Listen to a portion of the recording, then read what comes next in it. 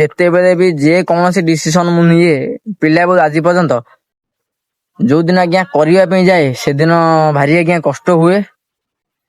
ଆମେ ସବୁ କଥା ଆଉ ବାକି ସବୁ ଭଗବାନଙ୍କର ଇଚ୍ଛା। ଜୟ ମା ଶାରଳା ସାଙ୍ଗମାନେ କେମିତି ଅଛନ୍ତି ଆପଣମାନେ? ଆଶା କରୁଛି ଆପଣମାନେ ଭଲରେ ଥିବେ। ମୁଁ ପୁରା ବଢିଆ ଅଛି ଆଜ୍ଞା। ସକାଳୁ ପଳେଇ ଆସିଲି। ଆଜି ହେଲେ ମୁଁ ଲେଟ୍ରେ ଆସିଲି, ପାଖାପାଖି ଅଫିସରେ ପହଞ୍ଚିଲା 7:30 ହେଇଗଲା।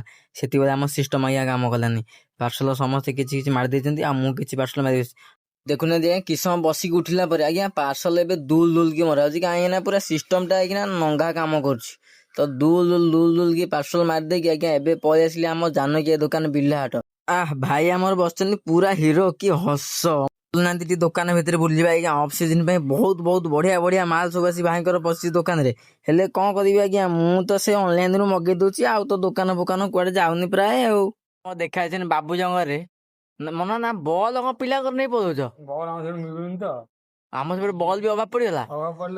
ନଈରେ ପାଣିର ଅଭାବ ପଡିଯାଇଛି, କିନ୍ତୁ ଆମର ସେପଟେ ବଲର ବି ଅଭାବ ପଡିଗଲା। ମୁଁ ଆସିଲି ପାର୍ସଲ ଦବା ପାଇଁ, ମୋ ମଇତରେ ଦେଖା ହେଇଛନ୍ତି ମୋର। ସେ ଫାଡୁ କୁଆଡେ ଗଲା? ଇଏ ଆମର ହଉଛନ୍ତି ଫାଡୁ ଭାଇ। ଯାହା କୁହନ୍ତୁ ଆଜ୍ଞା, ପାର୍ସଲ କିଛି ସରିଲା ପରେ ଆଉ ଅଳ୍ପ କିଛି ଅଛି। ପିଲାଙ୍କ ସାଙ୍ଗରେ ଯୋଉଠି ଦେଖାନ୍ତୁ ଟିକେ ଖୁଜୁବୁଜୁ ନହେଲେ ଆଜ୍ଞା ଭାତ ବା ହଜମ ହବନି। କାହିଁକି ନା ଆଜ୍ଞା ଏଇଟା ବି ପୁଣି ଖରାବେଳ ସମୟ। ହେଲେ ପାଗଟା ଟିକେ ମେଘୁଆ ପାଗ ଦେଇଛି ବୋଲି ଏମିତି ପିଲା ଖେଳୁଥିଲେ। ମତେ କହିଲେ ଭାଇ ତମେ ସବୁଆଡେ ଭିଡିଓ କରୁଛ, ଆମ ପାଖରେ ଟିକେ କରିନି। ମୁଁ କହିଲି ହଁ କରିବିନି କଣ, ଏଇ ଗୋଟେ କଥା। ଆଉ ଆସ କରିଦବା ସମସ୍ତେ ମିଶିକି। ଆଉ ସେ କହିଲେ ଭାଇ, ପିଲାମାନେ ଭାରି ଭଲ ପାଆନ୍ତି। ଯେତେବେଳେ ମୁଁ ଏଇପଟ ଲାଇନ ପାର୍ସଲ ନେଇକି ଆସେ କୁହନ୍ତି ଭାଇ ତମେ ଆମ କତିରେ 2 ମିନିଟ୍ ନ ବସିଲେ ଜମା ଯିବନି। ଆଉ ଆଜ୍ଞା କଣ କହିବି, ପାର୍ସଲ ସବୁ ଦିଆ ସରିଯାଇଛି। ଏବେ ବାଲେ 3ଟା, ଆଉ ରକେଟ ଭଳିଆ ଆଜ୍ଞା ଯାଉଛି ମୁଁ ଏବେ ଘରକୁ ଖାଇବାକୁ। ପୁଣି ଅଫିସ ଯିବି, ଅଫିସରେ ପାର୍ସଲ ପଇସା ଡିପୋଜିଟ ଦେବି। ଆଉ ଆଜିର ଦିନଟା ବହୁତ ଭଲରେ କଟିଲା। ହେଲେ କିଛି କଷ୍ଟମର ଆଜ୍ଞା ଟିକେ ହଇରାଣ କରିଦେଲେ। ଆଉ କଣ କରିବା, ରହୁଛି ଆଜ୍ଞା। ଦେଖାହବ ଆଉ ଗୋଟେ ନୂଆ ଭିଡିଓରେ। ଦେଖନ୍ତୁ ଏପଟେ ଆମର ରଜ ସରିଯାଇଛି, ହେଲେ ଜାଗା ତ ଆପଣମାନେ ତ ଆଜ୍ଞା ଦେଖିଲେ କି ପାର୍ସଲ ସରିଲା ପରେ ମୁଁ କାମରୁ ଫେରୁଥିଲି। ଏବେ ଆଜ୍ଞା ହେଇଗଲାଣି ଆସିକି ପାଖାପାଖି ରାତି 8:30।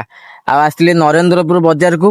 କଣ ପାଇଁ ନା ଯୋଉ ଜାଣିଥିବେ ଗୋଟେ ନୂଆ ଦୋକାନ, ଛୋଟ ମୋଟ ଦୋକାନ କରିବା ପାଇଁ। ତ ସେଥିପାଇଁ ଆସିଥିଲି ପିଲର ନବା ପାଇଁ। ଆଉ ଦେଖିଲି ଯେ ଦୋକାନ ତ ବନ୍ଦ ଅଛି, ସକାଳେ ଆସିବି କାଲି।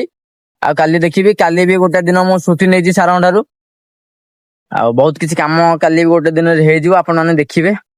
ଆଉ ଗୋଟେ କଥା କି, ଯେତେବେଳେ ବି ଯେ କୌଣସି ଡିସିସନ ମୁଁ ନିଏ ପିଲା ଆଜି ପର୍ଯ୍ୟନ୍ତ ଯୋଉ ଦିନ ଆଜ୍ଞା କରିବା ପାଇଁ ଯାଏ ସେଦିନ ଭାରି ଆଜ୍ଞା କଷ୍ଟ ହୁଏ। ଆମେ ସବୁ କଥା ଆଉ ବାକି ସବୁ ଭଗବାନଙ୍କର ଇଚ୍ଛା। ଆମେ ତ ନିମିତ୍ତ ମାତ୍ର ମଣିଷ। ନିଜର କର୍ମ କରି ଚାଲିବା, ଦେଖିବା ଆଗକୁ ଯାହା ହବ। ରହୁଛି, ପୁଣି ଦେଖା ହବ ଆପଣମାନଙ୍କ ସହିତ କାଲି ସକାଳେ।